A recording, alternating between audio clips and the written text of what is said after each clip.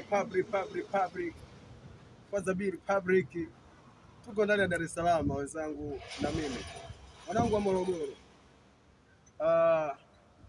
Leo nilikuwa na mada kuu moja nzuri sana. Sogea karibu.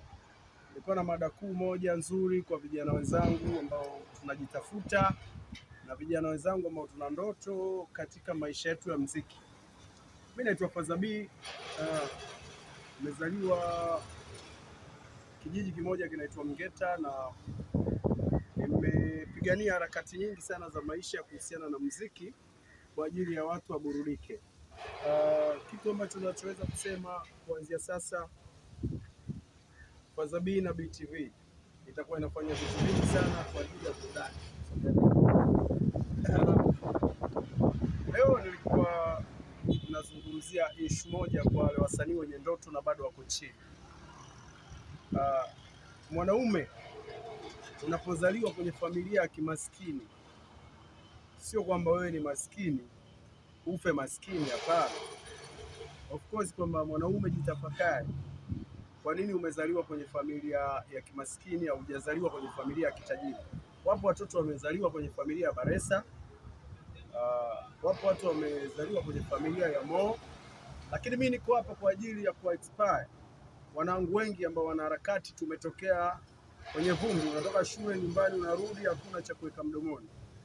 Moja hapo ni watu kama sisi. Sasa tunaelekea kwenda kutimiza ndoto zetu.